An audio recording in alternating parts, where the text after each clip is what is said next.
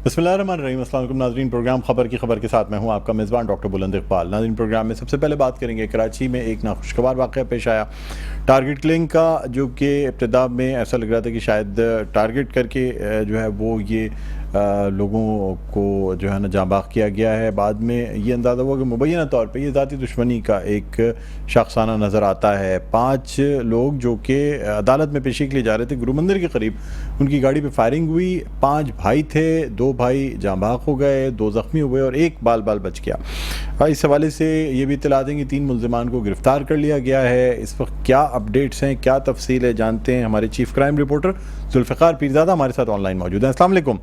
वालेकुम अस्सलाम। जी जुल्फ़िकार, क्या कहते हैं आप, कैसे ये वाक़या पेश आया और क्या मुहर्रिकात इसके पीछे हैं? पहले तो डॉक्टर साहब, ये अलग सुबह ये वाक़या पेश आया, तकरीबन कोई 8 बजे के आसपास सम टाइम होगा कि ये गाड़ी के ऊपर गुरु मंदिर कंजुल ईमान मस्जिद से जब आप 3 अट्टी की तरफ आते हैं तो एजी सेंटर है, उससे आगे जो है वो घर के सामने एजी सेंटर से थोड़ी फासले के ऊपर 3 मोटरसाइकिलों पर सवार मुल्जिमान थे, जिन्होंने इस गाड़ी को, ब्लैक कलर की गाड़ी है, उसे रोकने की कोशिश की और फिर इसके ऊपर देखिए सीसीटीवी फुटेज भी आप देखी होगी आपने कि उन्होंने किस तरीके से इसके ऊपर पहले ड्राइविंग साइड से फायरिंग की, फिर उसके बाद फ्रंट से फायरिंग की और फिर दूसरी तरफ से फायरिंग की। मतलब 3 अतराफ से जो है वो 6 अफराद में से 3 अफराद ने जो है वो फायरिंग की। इसके नतीजे में 2 जो एक जो ड्राइव कर रहे थे वो और जो ड्राइवर के साथ बैठे हुए थे ये दोनों भाई जो है वो मौके पर जाँबाग हुए, अशान और उमैर। इसके अलावा जो पिछली सीटों पर बैठे हुए थे उसमें 2 भाई जो दोनों साइडों पे थे वो जख्मी हुए, जबकि बीच वाला जो था वो जो है वो मौजूदा तौर पर महफूज रहा।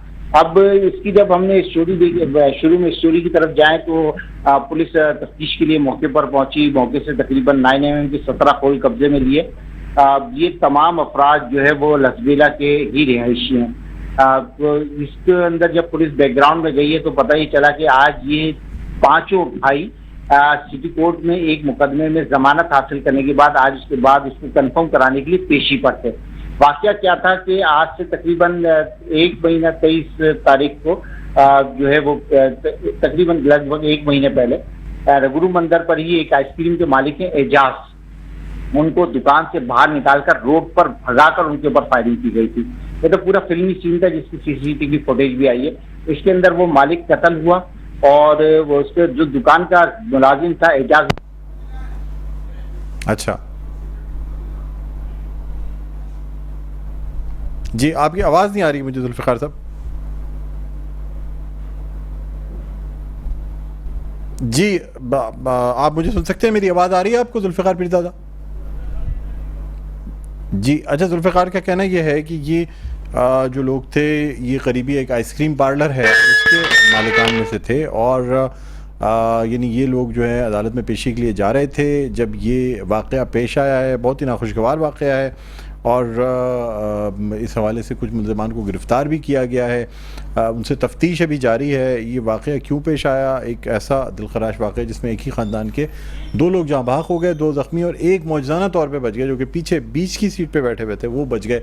लेकिन बहुत ही नाखुशगवार, बहुत ही एक अफसोसनाक वाक़या है कि एक ख़ानदान के 5 लोगों पर टारगेट किलिंग यानी बाकायदा फायरिंग की जाती है और उसमें से 2 भाइयों को जो है वो उनको मौत के घाट उतार दिया जाता है। जी हमारा राब्ता बहाल हो गया है। जुल्फ़िकार पीरज़ादा मुझे सुन सकते हैं आप? जी जुल्फ़िकार पीरज़ादा मेरी आवाज़ सुन सकते हैं आप?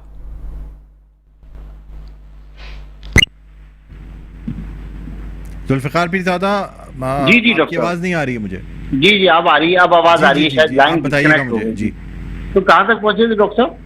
जी जी आप बताइएगा मुझे कि ये अब जो मुल्ज़िमान गिरफ्तार जिनको किया गया है क्या कहा जा रहा है, क्या वजह क्या थी? तो वो मैंने आपसे वो बताया कि जब पुलिस को पता ही चला कि ये किसी पेशी पर जा रहे थे तो फिर जब पुलिस बैकग्राउंड में गई तो पता ही चला कि थोड़े अरसे कबल गुरु मंदिर पर एक आइसक्रीम की दुकान के मालिक है, बड़ी मशहूर जो आइसक्रीम की दुकान है, उसके मालिक को रोड के ऊपर भगाकर फायरिंग करके कत्ल किया गया था और उसके अंदर उनका एक मुलाजिम जख्मी हुआ था। तो ये 5 भाई उस आइसक्रीम पार्लर के मालिक के कत्ल के अंदर बाय नेम नामजद थे। इनकी गिरफ्तारी के लिए पुलिस ने छापे भी मारे मगर इनको गिरफ्तार नहीं कर दी। फिर इन्होंने जमानत हासिल कर ली थी और उस आज जमानत को कंफर्म कराने के लिए जा रहे थे। अच्छा, जो कत्ल हुआ वो भी इनका करीबी अजीज बताया जाता है। तो पुलिस ने जब आज सीसीटीवी फुटेज हासिल की, वो 2 सीसीटीवी फुटेज तो मीडिया को जारी की गई, इसके अलावा मजीद 2 फुटेज हासिल की गई कि इनका लसबेला से ही पीछा किया गया था और इनको ये गुरु मंदिर चौरंगी पे जब कंजुल ईमान मस्जिद के पास ये लोग पहुंचे तो इनको एहसास हुआ कि इनका ताकुब किया जा रहा है, तो इन्होंने गाड़ी को अपनी वापस घुमाया, बजाय कोर्ट की तरफ जाने के ये 3 हट्टी वाले रोड पर आए कि वापस किसी गली में दाखिल होकर ये अपने आप को बचाएंगे, मगर इनको इतना मौका नहीं मिला। फिर पुलिस ने जो सीसीटीवी फुटेज पुलिस को मिली है, पुलिस का अभी जो जराये का कहना है कि इसमें 3 अफराद जो शनाख्त हुए हैं वाज़ेह तौर पर, उनको हिरासत में ले लिया गया है। दीगर 3 से 4 अफराद और हैं जिनकी तलाश में छापे मारे जा रहे हैं। ठीक ठीक ठीक, चलिए ठीक है जुल्फ़िकार पीरज़ादा, बहुत बहुत शुक्रिया मैं अपडेट करने का। नाज़रीन यहाँ एक वक्फा लेना चाहेंगे, वक्फे के बाद दोबारा आपकी खिदमत में हाजिर होते हैं। देखते रहिए प्रोग्राम खबर की खबर। जी नाज़रीन, वेलकम बैक। एक बार फिर आपको खुशामदीद कहते हैं प्रोग्राम में खबर की खबर। मैं हूँ आपका मेज़बान डॉक्टर बुलंद इकबाल। नाज़रीन, अब हम कुछ बात करेंगे हैदराबाद में आतिशज़दगी के एक वाक़े के हवाले से। सिलेंडर धमाका हुआ, 50 अफराद के झुलसने की इत्तलात हैं, 10 अफराद जो हैं उनकी हालत तशवीशनाक है। इस हवाले से हम जानेंगे, हमारे नुमाइंदे अरशद इस वक्त मौजूद हैं हैदराबाद में हॉस्पिटल में, जिनसे हम जानेंगे ताज़ा तरीन सूरत हाल क्या है। जी अरशद साहब, क्या कहते हैं आप, इस वक्त क्या सूरत हाल है, कितने लोग ज़ख्मी हुए हैं और कितनों की हालत जो है वो तशवीशनाक है? मैं सूरत हैदराबाद में मौजूद हूँ और यहाँ पर जो है बड़ी कशीदगी की हालत है। पुलिस और रेंजर्स को तलब कर लिया गया है। जो लोगों को आने वाले मुतासिर अफराद के रिश्तेदार या दीगर शहरी है उनको बाहर निकाल रही है, जबकि तिब्बी इमदाद दिए जाने का सिलसिला जारी है। ये भी बता चलूँ, पुलिस और रेंजर्स वार्डों में दाखिल हो चुकी है और उन्होंने तमाम सूरत हाल पर काबू पाने की कोशिश कर रहे हैं, जबकि 18 से जायद, और अभी मेरे को पता चला कि अभी कुछ लम्हे पहले कि 2 अफराद को और जो है वो कराची मुंतकिल किया जा रहा है। इससे कबल 18 अफराद को जो जुलस गए थे उन्हें कराची मुंतकिल किया, जिसमें बच्चे भी शामिल है, खवातीन भी। और वजह क्या हुई, ये धमाका कैसे हुआ है और क्या कोई गफलत इसमें पाई जाती है, क्या हुआ है? ये बताया जाता है कि गैस सिलेंडर की दुकान थी नीचे और ऊपर मकानात जो होते हैं और कुर्बा जवार में ये छोटे इलाके होते हैं, तो यहाँ पे जो आबादी जो है उसमें कई एक दूसरे के घरों पे छतें होती है, इससे ये मुतासरा हुए और ये फटने से जो है मुतासरा इलाके में जो घर हैं और जो बचाने के लिए लोगों को गए वो अफराद भी शदीद जख्मी हो गए, जिसमें बच्चे और खवातीन और बुजुर्ग भी शामिल थे। जी अच्छा, ये बताइएगा कि इस वक्त जो है वो कितने लोग यहाँ पे जख्मी और जो कि एडमिटेड हैं, यानी जिनको कराची नहीं मुंतकिल किया गया है, उसमें से कितनों की हालत तशवीशनाक है? सर ये अभी तो जो 10 से 12 बताई थी, लेकिन अब 20 हो गई है और अभी मजीद बता रहे हैं कि कोई 19 दर्जन जायद अभी मजीद और जख्मी जो है उनकी तशवीशनाक हालत है।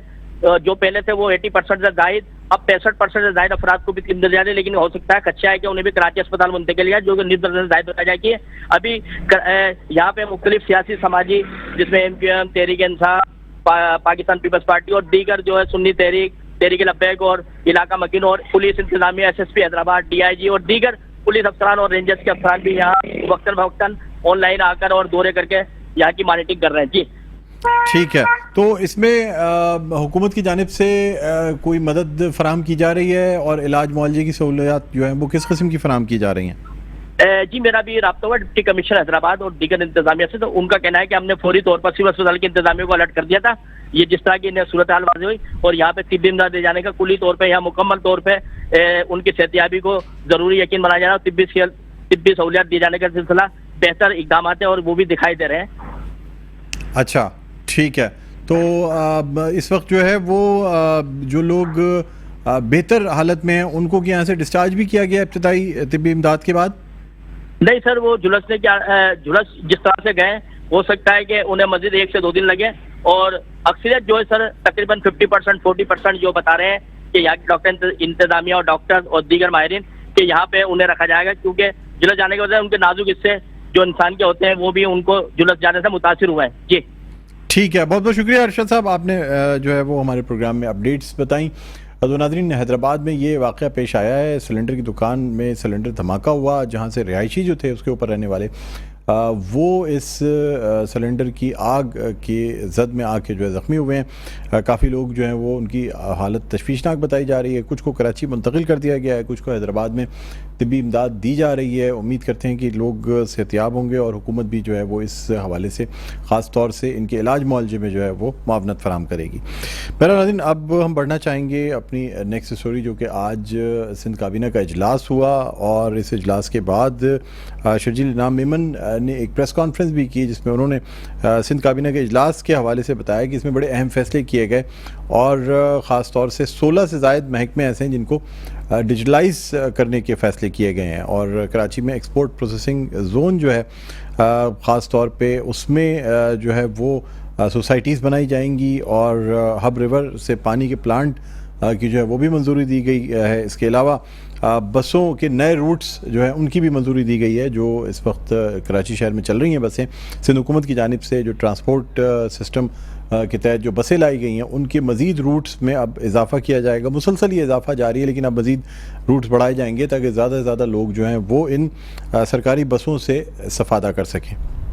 आपको यहाँ ये भी बताते चलें कि इस इजलास में जो अहम फैसले किए गए उसमें एक्साइज, लेबर, ज़राअत, लोकल गवर्नमेंट डिपार्टमेंट जो हैं इनको डिजिटलाइज़ किया जाएगा ताकि नई टेक्नोलॉजी के हवाले से लोग इससे इस्तेफ़ादा कर सकें। इसके अलावा जो यानी वफाक के साथ मिलकर जो स्टील मिल की ज़मीन है उस हवाले से उस पे जो है वो एक्सपोर्ट प्रोसेसिंग ज़ोन जो है वो बनाया जाएगा, इसलिए कि बहुत बड़ी एक ज़मीन का टुकड़ा है स्टील मिल का, और इससे जो है वो स्टील मिल्स को जो है ना स्टील मिल को, कराची की स्टील मिल को जो है वो पाँव पे खड़ा करने की कोशिश की जाएगी एक्सपोर्ट प्रोसेसिंग ज़ोन बना के, ताकि इसमें सोसाइटीज़ भी बनाई जाएँ, रिहायशी जो इलाके हैं गुलशन हदीद का या जो स्टील मिल की हदूद में आता है उसे जो है वो वहाँ पे रफ़ाही प्लॉट्स जो हैं वहाँ पे स्कूल भी बनाए जाएंगे, अस्पताल और मुख्तलिफ प्ले ग्राउंड्स, खेल के मैदान, ये तमाम चीज़ें बनाई जाएंगी ताकि जो कचरे का ढेर जो लग रहा है जिन इलाकों में उसे रोका जा सके। तो ये अहम फैसले आज जो हुए हैं ख़ास तौर पे जो सिंध काबीना के इजलास में हुए हैं उसके हवाले से हम आपको ब्रीफ कर रहे थे। इस वक्त हमें ज्वाइन किया है मुशीर वज़ीर आला सिंध के नजमी आलम साहब, रहनुमा हैं पाकिस्तान पीपल्स पार्टी के। खुशामदीद कहना चाहूँगा। अस्सलाम वालेकुम नजमी आलम साहब, खुशामदीद कहता हूँ प्रोग्राम में। जी अस्सलाम वालेकुम। जी वालेकुम अस्सलाम, बहुत बहुत शुक्रिया सर प्रोग्राम में आपने जो है शिरकत के लिए वक्त निकाला है। आपने हमें बुलाने का शुक्रिया आपका। जी सर, मुझे बताइएगा कि आज सिंध काबीना के इजलास में डिजिटलाइजेशन के काफ़ी फ़ैसले हुए हैं और ये एक जो है बड़ी एक अच्छी बात है, जो कि डिजिटलाइजेशन के ज़रिए आवाम को फ़ायदा होता है। एक मोबाइल के क्लिक के ज़रिए बहुत सारे मसाइल हल हो जाते हैं, जिसमें ख़ास तौर पे एक्साइज एंड टैक्सेशन है, ज़राअत और दूसरे जो लोकल बॉडीज़ हैं, इन इदारों को सबसे पहले डिजिटलाइज़ किया जाएगा। क्या कहते हैं आप इस हवाले से? बिल्कुल, बहुत अच्छा डिसीजन है सिंध कैबिनेट का। कैबिनेट ने अप्रूवल भी दी कि शुरू में 8 में ले रहे हैं, 8 या 9 जिनको डिजिटलाइज करेंगे, और हम चाह रहे हैं कि एक शफाफ सिस्टम जनरेट हो। पीपल्स पार्टी ये चाह रही है।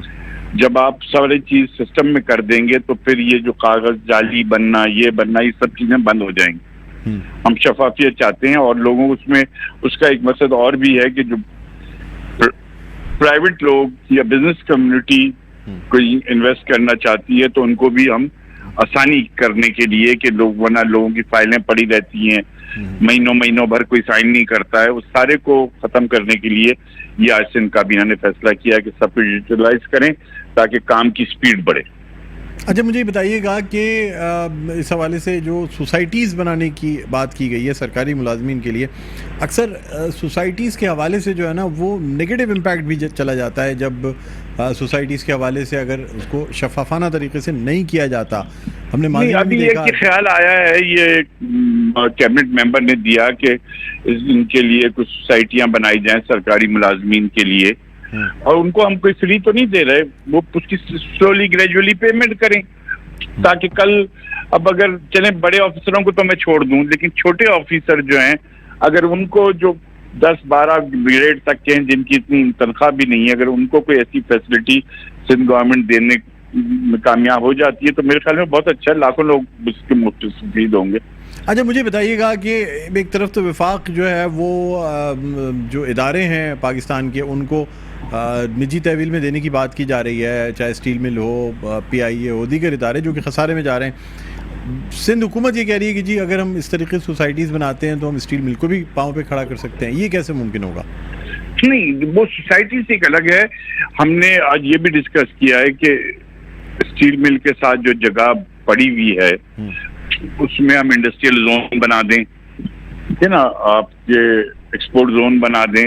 हम उस पर भी आज बात हुई कि जो जमीनें ऐसी पड़ी हुई हैं, स्टील मिल अगर वो बेचेंगे, अभी तो हमने मना किया कि अब स्टील मिल ना बेचें, हम इसको प्रॉफिट में करके दिखा देंगे। नहीं चाहते कि स्टील मिल बिके, ये कौमी असासा है। इस पे सिंध गवर्नमेंट ने तो ये कहा है कि आप हमें दे दें, हम इसको चला के दिखा देते हैं आपको, आपसे नहीं चलती तो। अच्छा, तो कोई प्लान किया जा रहा है कि वफाकी हुकूमत से बात करके? हाँ, बात किए कर रहे हैं, हम इस पे कर रहे हैं। हमारा पॉइंट ऑफ व्यू यही है कि इसको बेचा ना जाए, इसको बल्कि देखिए पीपल्स पार्टी ने ये जमीन स्टील मिल को, आपको पता है क्या हिसाब दी थी? जी 76 पैसे गज दी थी कौम के लिए। सिंध गवर्नमेंट ने ये कुर्बाना की स्टील मिल पूरे पाकिस्तान की थी, लेकिन भुट्टो साहब ने इसका फैसला किया था 76 पैसे पर गज सर ये जमीन दी थी। इस वक्त वफाकी हुकूमत की तहवील में है और 18वीं तरमीम के बाद बहुत सी चीज़ें विफाक और सूबों में जहाँ पे आसानियाँ हुई हैं, वहीं पे कुछ ऐसी भी चीज़ें हैं जहाँ विफाक की एक अपनी सवाबदीद है और वो ज़मीनें जो विफाक के पास हैं, ज़रूरी नहीं है कि वो आपको, जिस तरह बहुत से आपको याद होगा बंडल आइलैंड के हवाले से जो है बड़ी तनाज़ात पैदा हुए थे और उसके बाद हमने नहीं करने दिया था ना। जी जी, वो बाकायदा एक कितने नॉटिकल माइल हमने नहीं करने दिया था ना उनको बंडल आइलैंड, पीपल्स पार्टी ने। हाँ, पहले इन्होंने कोशिश की थी उसको प्राइवेटाइज करने की, लेकिन हमने नहीं करने दिया था। सिंध गवर्नमेंट अपना स्टांस रखती है और जो हम समझते हैं कि हमारे सूबे के लिए बेहतर है उस पर हम स्टैंड करेंगे। क्योंकि सर अभी तो बहरिया टाउन की जो जमीन थी जिसके पैसे जमा हैं, बिल्कुल वो हमारा हक है, हमें मिलना चाहिए, सुप्रीम कोर्ट को चाहिए वो पैसे हमें दे। हाँ, वो हमारा राइट है। सर वो भी तो अभी तक सिंध हुकूमत के पास नहीं आए वो पैसे। नहीं, वो कर रहे हैं, हम बात कर रहे हैं उस पर भी, और लेंगे पैसे, वो हमारा राइट है, किसी और का नहीं। ना फेडरल गवर्नमेंट को जा सकता है ना सुप्रीम कोर्ट, तो एक दाखाना है उसको हमें ट्रांसफर करने चाहिए, क्योंकि सिंध की जमीन थी और वो बोर्ड ऑफ रेवेन्यू का, बिल्कुल वो सिंध की जमीन है, उसके पैसे जो भी सुप्रीम कोर्ट का फैसला है उसके मुताबिक वो पैसे हमें मिलेंगे चाहिए, और हम अपने हिसाब से दस्तबरदार नहीं होंगे। ठीक है। अच्छा सर, लोकल गवर्नमेंट के इदारे को भी जो है वो डिजिटलाइज करने की बात की गई, कौन कौन सी? हाँ बिल्कुल हुई, सबकी हुई। हम तो आज बात ही पूरे सिंध के हर महकमे को करेंगे हम, लेकिन अभी 16 महकमों की मंजूरी दी गई है। 16 महकमों की बात हुई है, उनको करेंगे, फिर उसके बाद महकमे तो बहुत सारे हैं ना, एक साथ तो सबको करना, फाइनेंशियल मैटर्स भी आते हैं, तो अभी हम कंसल्टेंट हायर करेंगे ताकि प्रॉपर तरीके से हो जी। लेकिन इरादा सिंध गवर्नमेंट का यह है कि जब हम ये 5 साल का टेन्योर पूरा करें तो हमारा पूरा सिस्टम डिजिटलाइज हो जाए जी। अच्छा, पानी की कोई नई लाइन निकालने की भी बात की गई है? वो थी, वो उसके लिए जी, आपका जो हमारी हब से लाइन आती है जी 100 MGD, वहां से हमारा सैंक्शन है पानी वो, लेकिन वो नहर अब बहुत खराब हो चुकी है, उससे हम 100 MGD ले नहीं सकते। 100 MGD छोड़ेंगे तो वो नहर टूटने का डर रहता है। तो अब उसके साथ ही अल्टरनेट आज ये डिसाइड हुई है, प्रिंसिपली डिसाइड हो गया कि ADP से हम करेंगे इसको, सिंध गवर्नमेंट इसको फाइनेंस करेगी, और हमारी कोशिश ये होगी कि हम इसको अगले साल के बजट में रिफ्लेक्ट करें। अब तो ये साल खत्म ही हो गया है, अगले उसको 100 MGD लें, उसके बाद हम जो पुरानी नहर है उसको रिपेयर करें और फेडरल गवर्नमेंट से बात करें कि हमारा कोटा बढ़ाए, कम से कम 50 MGD पानी हमें और दे वहां से, हब से, तो हमारे डिस्ट्रिक्ट वेस्ट और सुरजानी का मसला हल हो जाएगा। तो लेकिन आप ऑलरेडी पानी के तमाम मसाइल देखते रहे हैं, K4 का मंसूबा जो है वो नहीं लगता K4 मुझे अभी सही बात बताऊं, फेडरल गवर्नमेंट ने फंड करना है, अगर वो पैसे नहीं देंगे तो कहां से होगा? पिछले साल शहबाज शरीफ साहब ने वादा किया था 2 साल का, उस हिसाब से हमें 60 अरब मिलने चाहिए थे, इन्होंने 17.5 अरब रखे, 120 अरब का मंसूबा है। अगर आप इस तरह से कम पैसे देंगे तो मंसूबा तो कंप्लीट नहीं होगा। लेकिन जो हमारे जराए से है, हम फार्म है कि हम 2 साल में हब कनाल नहीं बना देंगे।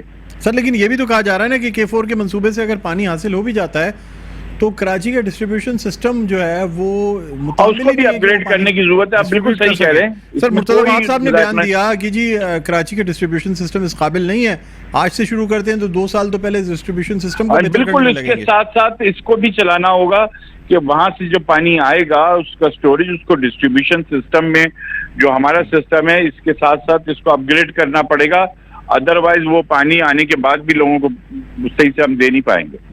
इसमें कोई दूसरी राय नहीं है। तो इस पे कोई काम किया जा रहा है कि KMC की जानिब से कि इस पे जो है अंडरस्टूड बात है कि अगर हम उसको नहीं करेंगे तो K4 आ भी जाएगा, तो उसको हम पानी को कैसे पहुंचाएंगे? हवा में तो नहीं लेके जाएंगे, ये वाटर बोर्ड की जिम्मेदारी है, उसको करे।